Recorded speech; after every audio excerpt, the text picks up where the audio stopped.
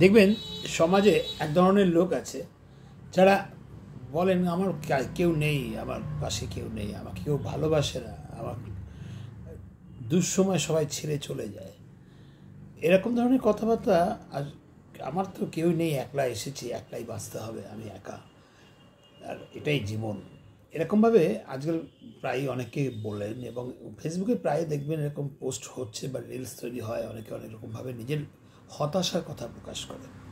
আমি বলি, think positive,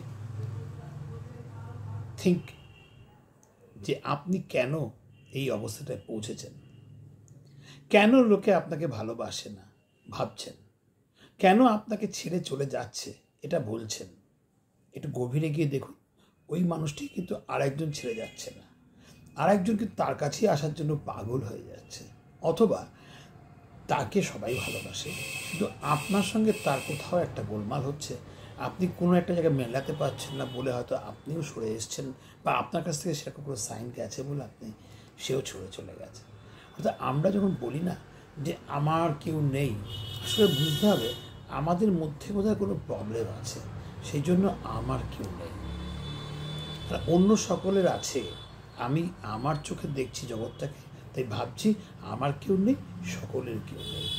সকলের যদি কেউ না থাকতো, তো গোটা সমাজ, এত জগৎ, এত কর্মকাণ্ড চলতো।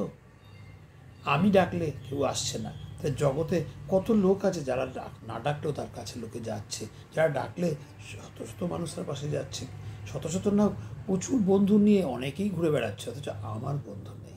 কেন? কারণ আমি নিজেকে কারোর বন্ধু করে তুলতে পারছি না।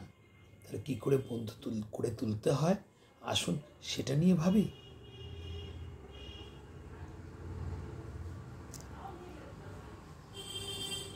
Think positive.